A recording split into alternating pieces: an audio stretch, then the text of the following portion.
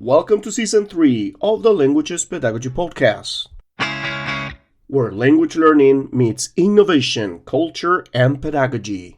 I'm Mike, your host, and together we'll explore groundbreaking strategies, challenge traditional methods, and empower educators and learners alike. So whether you're a teacher, a student, or a language enthusiast, get ready to dive into insightful discussions, expert interviews, and practical tools that will transform the way you teach and learn languages. So grab your headphones and let's get started. My wonderful listeners, welcome to episode 88. This time we're actually starting in a different way because this episode is an episode where we're having a guest, a great teacher, Yolanda Nakari. She is a teacher who's actually working right now in Hungary. So she wants to actually talk to us, to all of us, about how multilingualism shapes worldviews. Do languages change our thinking? Really interesting topic, right? So due to this topic, we decided to split it into two parts. So I hope you guys enjoy it, and I hope you don't mind. Maybe there's a little bit of low quality in the audio, but I hope you like it. It was a really amazing conversation. So I hope you enjoy it, and let's get started.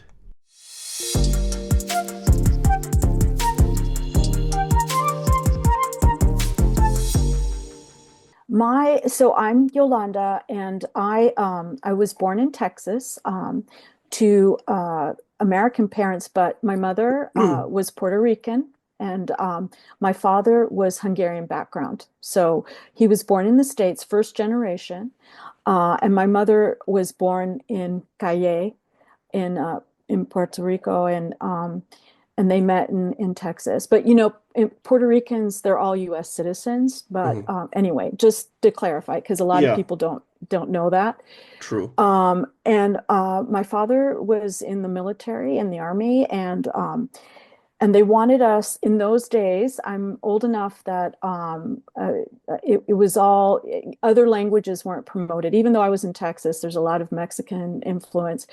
But it was like really strongly English. And so my mother wasn't encouraged to speak Spanish with us, although she did speak a little bit. And that's why I've always been able to pronounce Spanish well.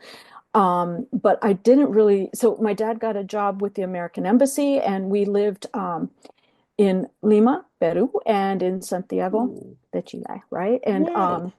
And so that's really why I speak Spanish, not because my mother's Puerto Rican, but because I lived in South America from ages 10 till 18. And so that's my Spanish heritage. Amazing. And so, and then I went back to study in the States, but I was always curious about my Hungarian, side. And that side I didn't know, very much because of communism, the Iron Curtain. None of my relatives had gone back. And so when I finished university, I had the opportunity in 1988 to go to Hungary for a camp. And so that's how I ended up in Hungary for the first time.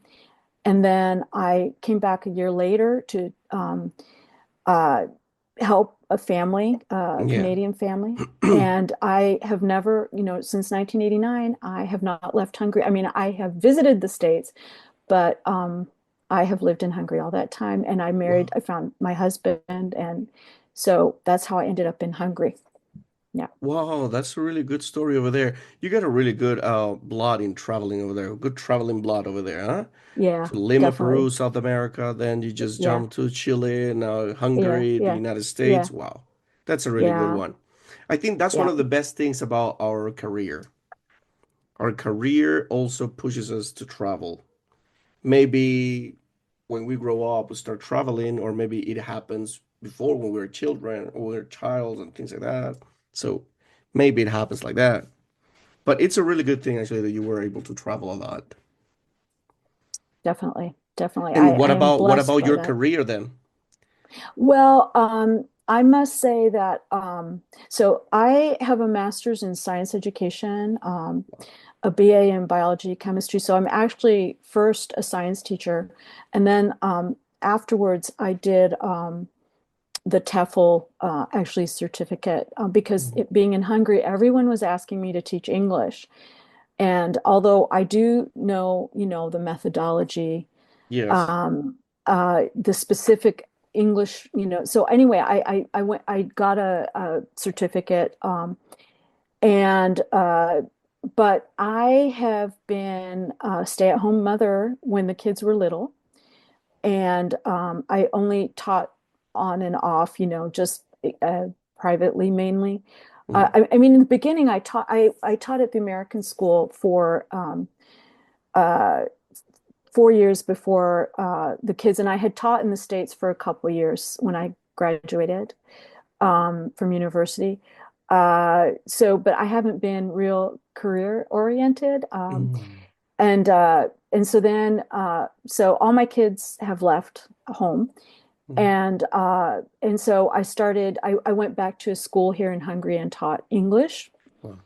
Um, and yeah, and so then, but I noticed a trend in Hungary. Actually, kids have been pretty well behaved, but Mm. I've noticed a trend that has been, changing. Like when I was teaching, and so I got out. I decided I just wanted to do private teaching. I got out of this school. Wow. Yeah, to be honest, it was just stressful. I Definitely. it was stressful, and I didn't have to do it. We weren't relying on, just my income. It was a side. Why do something that makes your stomach, every Monday is like, oh, the kids, what are they gonna do? How, And I mean, it always got better after the Monday, but the Monday was always, you didn't know the what the heart. kids, Yeah. were going to do. So, before COVID, I started teaching online, but just a couple students, just slowly. And then so I mean, it's been, I guess, 5 years, 4 years. Yeah. I've started, I've been teaching more and more online. So, I mean, that's my career. I love teaching, though. I just love it. And I'm so glad that I have this opportunity to teach in a way. It's not stressful for me that way. I just love my students. I only have students I It's love. a lot different, right? It's a lot Yeah. different. Being in a Ah, it is so. classroom with 20, 30, 40 students, actually, Ah, yeah. it's a real challenge there, actually. I remember also when I was teaching back in South America as well, I had a classroom with 40 students. I mean, it's really hard. You need to be very like stand up straight over there and like, you know what? Put on your mad dog face and you know what, stop there. This is the way we're gonna do. You gotta be very disciplinary in that sense. Yeah. It's really Yeah. hard. You cannot do this type of a discipline with love, you know. There's a lot of people talk Uh, about discipline with love, but discipline with love just disappear. It fades away when you just yeah. go inside the classroom and you just notice that all the kids are jumping around like if it Yeah. was a jungle and they don't even pay attention. And sometimes it's really hard. I live that, and right now, working in a classroom, I think it must be done by the teachers who are just entering this career. I think because I think patient is so. something that it's fading away as well. Yeah, and it makes me sad because I think it's very important, and especially like and they need male teachers, because teaching tends to be, overly female. Female, And yes. I mean, and even you feel that, and it's sad. It's sad that it's like that. Yeah, I don't know The the solution. policies, the too much of the psychologists, they went from one extreme to become like authoritarians in the classroom, in the Yeah, educational system, yeah, to the other side, being too, I don't know, let everything soft. go with the Yeah, flow. yeah, yeah, Yeah, yeah. let the It's kids, too. oh, the kid just trip over there and he's crying, oh, psychology.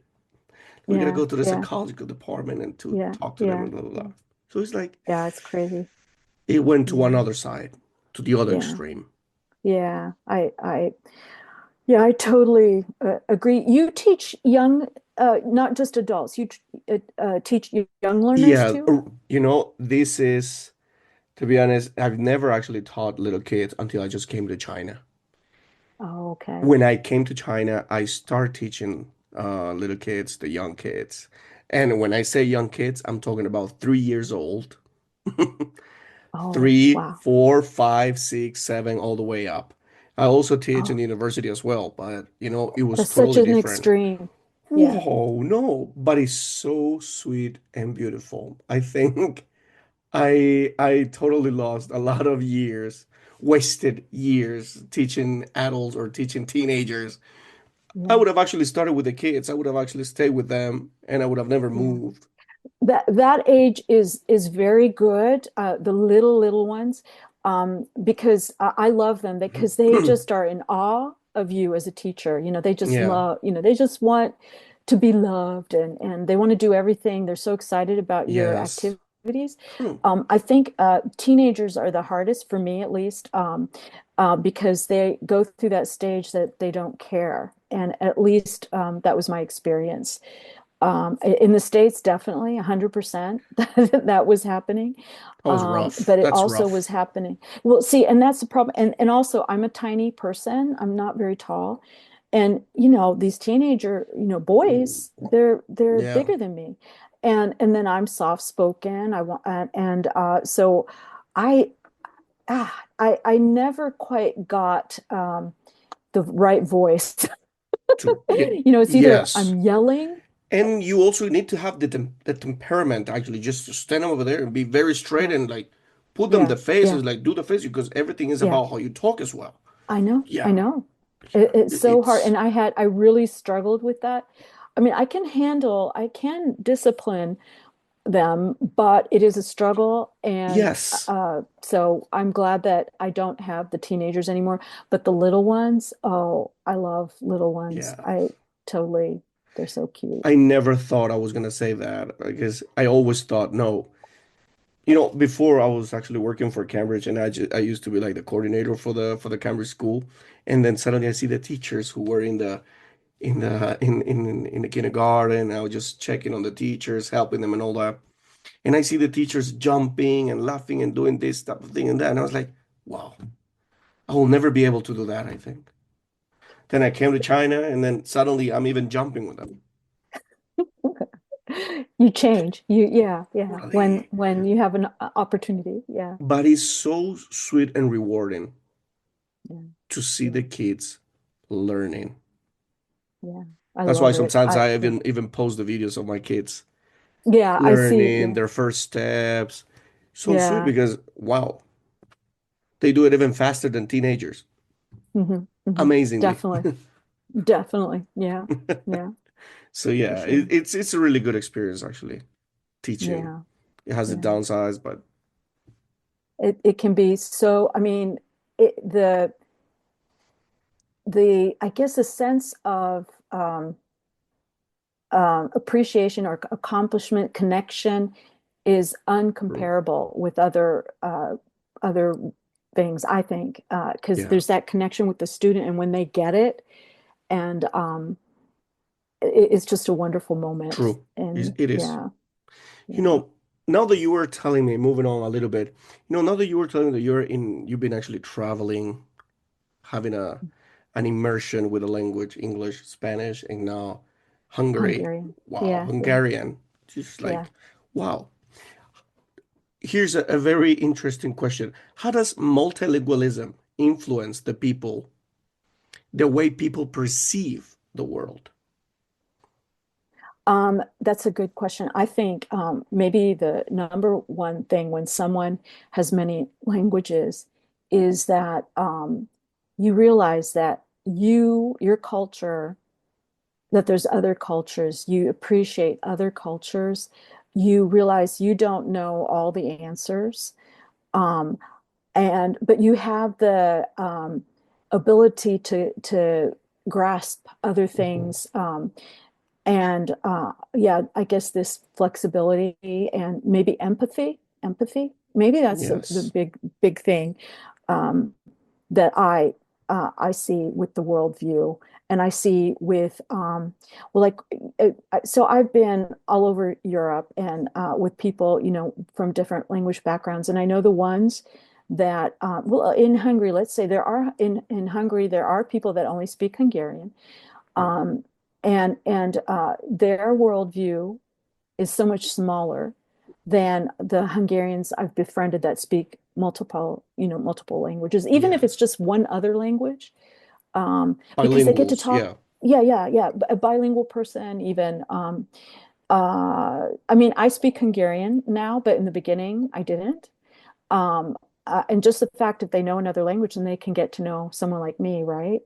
Um, uh, but aside from that, yeah, just it opens a whole world, and I think yeah, you just realize you're not the only your language isn't the only one, Exactly. and yeah, and that there's a big world out there, and I think it's easier to grasp that kind of thing, concepts, whatever, to be more accepting. True. Yeah, Exactly. yeah. And that actually brings me to something. I was reading one of these articles and in psychology, educational psychology. And there's a hypothesis actually that suggests that the language structures reality. Hmm. That That's sounds, interesting. yeah, that sounds really good there. I was actually Yeah. reading it. It was like, wow, this is really fun. This is something that it's really getting my attention. So this hypothesis suggests that language structures reality. And it Okay. might be, it might be. What do you think about it?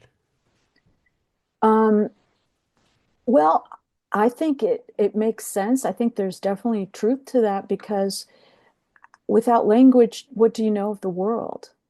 You don't know anything. Even okay, and it's not even that you're blind or deaf, Hmm. um, but language. So it's not enough you exist and you can see and you can hear things. But if you don't Exactly. have a language to communicate what you're thinking or to receive information, I think that however you can receive that information and process it, that's going to be your world view. That's going to True. be how you understand the world. So Mhm. yeah, I think it totally is logical, Very good. Yeah, actually. it's Yeah. pretty logical, that one. Yeah, it actually got my attention because it's true, and I see it actually a little bit in myself. Mhm. Because when I actually came to China, I didn't know anything about Chinese. Nothing about Chinese, nothing about China. I didn't know the language. I didn't know actually the culture. So little by little, when I was entering to this culture and learning a couple of words, looking at how they act, how the words sounds to me and how they sound to others, and see how they Yeah. interact and see that, okay, there's something going on here that I'm not getting it. So the Yeah. Yeah. the language itself creates a different perspective.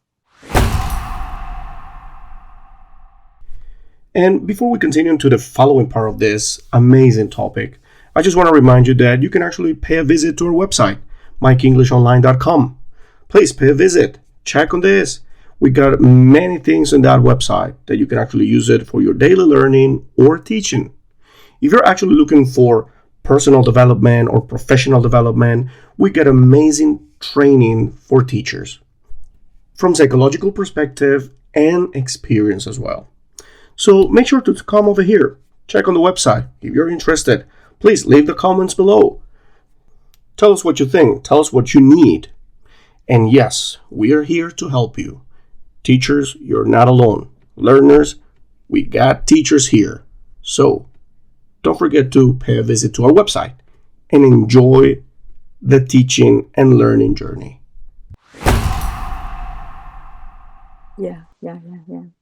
And then little by little, knowing a little bit of Chinese and then a little bit more, it's a complete immersion. And I now believe that it's really it's really true. I think like about that psychological perspective. It's really true in that Yeah. sense. Even with the And Spanish. yeah, yeah, definitely. Oh, Spanish, yeah. Well, and like for me, so yeah, I speak Spanish. And Hmm. what's nice though, like I go to Italy and I can understand. Okay, I can't say I understand 100%, but I can understand a lot. I You can can go to a grasp. restaurant. Yeah, I can grasp. And I'm totally like we went into a neighborhood just Italians were there, Yeah. and um, I could communicate actually, and because it's a Amazing. Latin-based language, Yes. and it's the same with Portugal. I was in Portugal, and although Of I feel course. that I understand more Italian than Portuguese, and it's more, yeah. But anyway, it was the same thing though. I could communicate something, and it wasn't Yes. like totally nothing. And there was a connection with the people at that limited level. I mean, I wish Yeah. I knew more, of course, but yeah, yeah. It's true, and So, and as I was telling you, those type of examples are really, really interesting to have them. You know, and a little bit, a little piece of note that I just checked in one of these articles is that studies have shown that some languages categorize colors, directions, or even time differently. Some of the yeah. languages actually use absolute directions like north, south, things like that. So Yes, instead of yes, left and right. yes, yes, yes. I don't know how Um, is it in Hungary, for example. Thankfully, it's left and right. So otherwise, I would be confused. But okay, one, for example, in Bulgaria, Mhm. um, not about left and right, but how they say yes and no. It's not the same, yeah, us and no. They are, so with yes, they go like that. So it's almost like a no Oh, for us. And that's a uh, good one. yeah. So and I heard that maybe in Turkish it's something like, I don't know, but I know definitely in Bulgaria you can't you don't yeah, the nodding, it's It's not different. exactly nodding, and it's like you can get very confused, and I You know, and they tell you that when you go there, that hey, it's not nodding and yeah. shaking your head. It's not, don't do it. It's You not going know, to mean what I you don't know think. Yeah. if you've heard about this comedian Gabriel Iglesias. Yes, I love him. Oh, yes. He is so funny. He was Yes. actually talking about this issue about the Mexicans, how they nod, comparing the Yes. Mexicans and the Indians. So there Oh, were the okay. Mexicans were like from front to back, yes, like Yeah, this, yeah, yeah, and then yeah, yeah. the Indians go like the side. Oh, see, it's the same thing. Yeah, yeah, yeah, yeah. It's kind of the same. Oh, It's pretty funny that. yeah. Oh, it is. And but that is so crucial. Yes or no. I mean, you need to know, yes, yes, you're going to do this or no. And yeah, Exactly.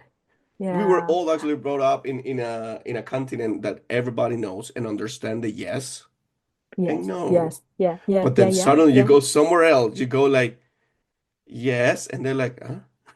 yeah, It's like, yeah. no, you gotta say yes. It's like, Yeah, I what? know.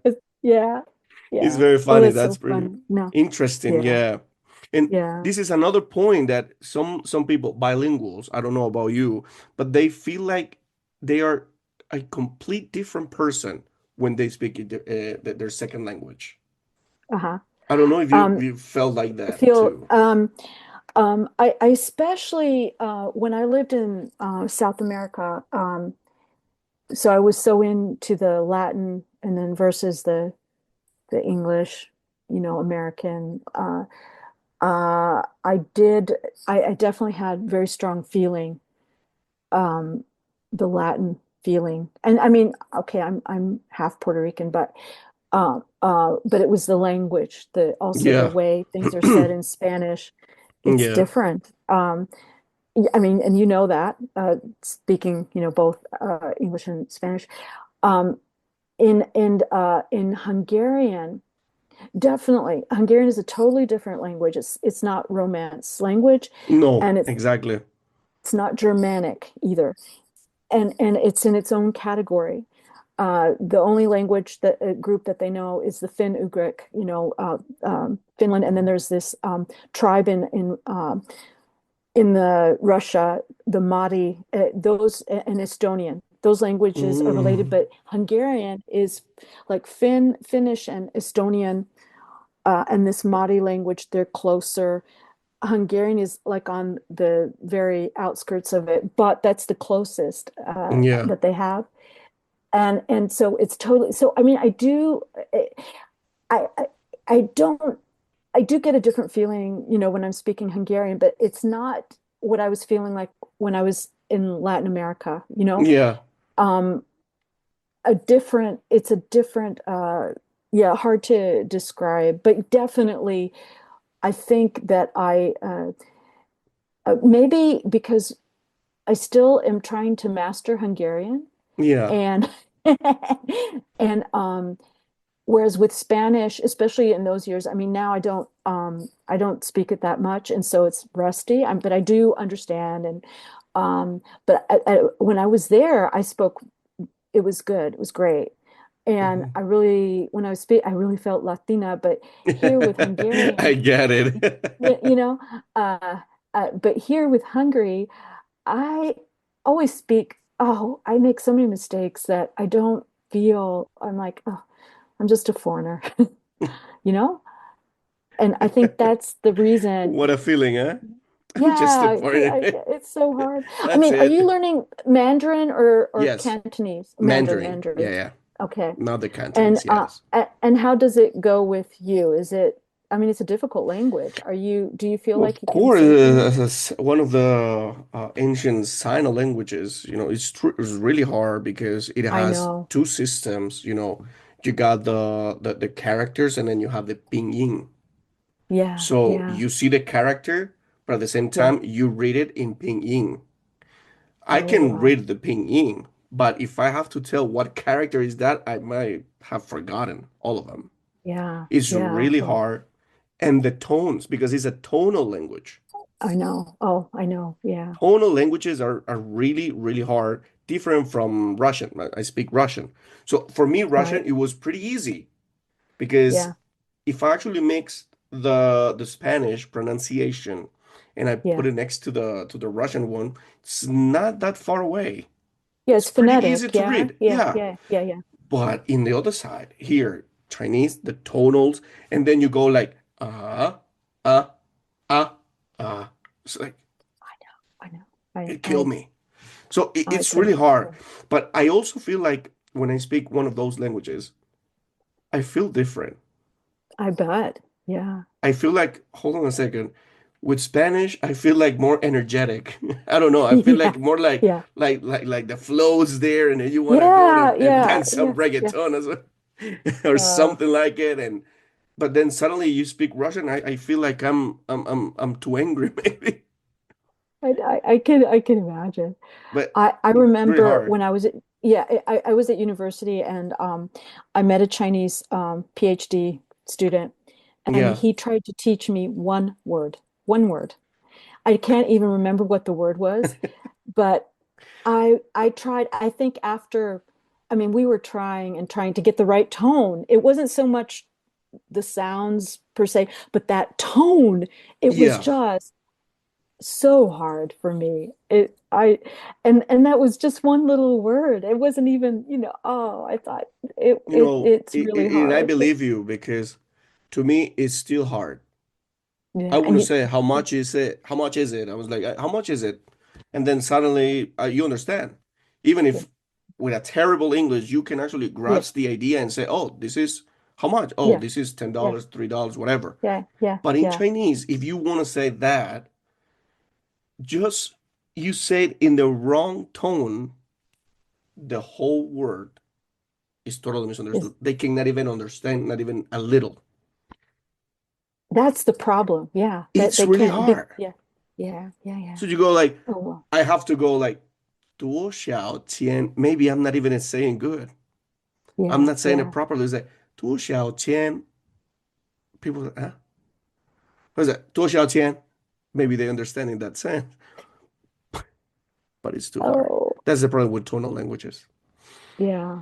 Same as Mm, Japanese, maybe a little bit of Korean or Thai. Ooh. yeah, So, yeah, so yeah, it yeah, actually changes the perspective, I think. yeah, Perspective, emotions, maybe as well. yeah, So, I agree. and also, talking about a little bit the tonal languages and the Asian languages. What about Japanese? Yeah, Language can shape politeness and formality. yeah, yeah.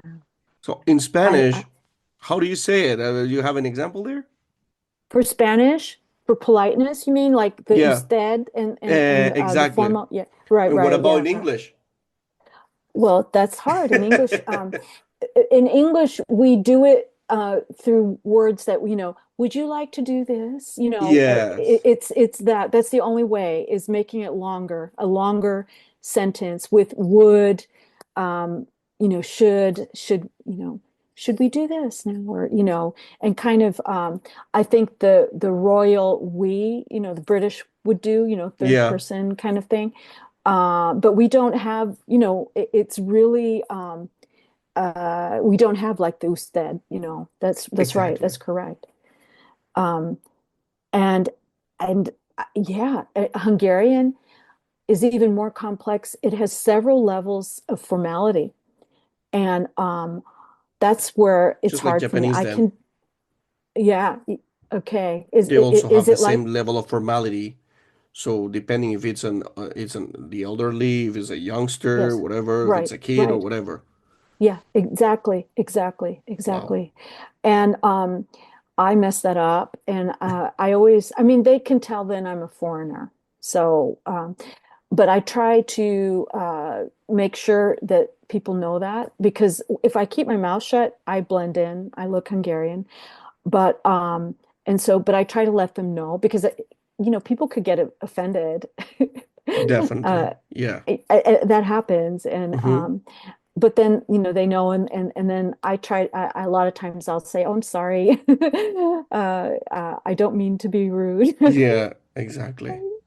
So Exactly same thing. And with Vicky Summel, with the other teacher I was telling you about at the yeah, beginning, we were yeah. talking about the AI and how Oh, the AI yeah, influences the world right now and how it's influencing right now.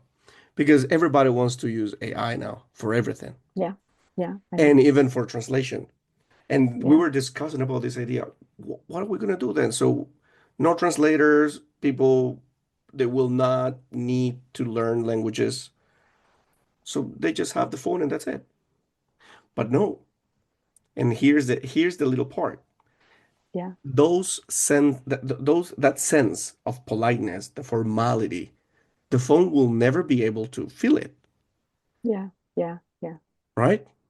That's right. Well, and I feel that what I've noticed because I've been meeting a lot of Japanese people, English learners, and what I've noticed that you can only tell. So I've done some spaces, and I've been able because they actually use AI heavily, and what I've seen is in the writing, it's a bit off, and I think definitely they're using AI there. Um, so it's not the nuances. The AI cannot get the nuances yet. Maybe, or maybe it just depends what they're using. I don't know, Mhm. but from I can tell. I have not communicated with someone whose English was quite poor that they were using AI and that it was perfect. Oh, It good. wasn't. Um, uh, and because like okay, English has so many words that are similar in meaning, but not exactly the Exactly. same thing. So I Mhm. mean, yeah. So I mean, I think uh, people still are needed, but I don't even know the leap that is required to get it in that it gets in your head Mhm. um, exactly what you meant.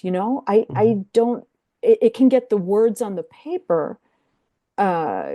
So I mean, that's my big question, but Yeah, it definitely is a tool. And definitely, if you know nothing and you're in a tourist place, it is good. You can get by. of course. I mean, The AI. the main thing is that it will never replace a teacher. It will never replace a translation. And Yeah, because I of think these little so. things, right? Yeah, yeah. These nuances, yeah, You need to learn the yeah, language so you can yeah. communicate.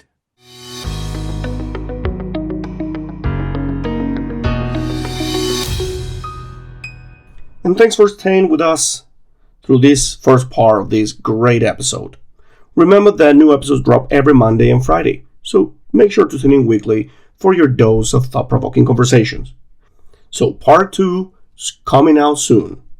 And don't forget, keep learning and keep enjoying the journey.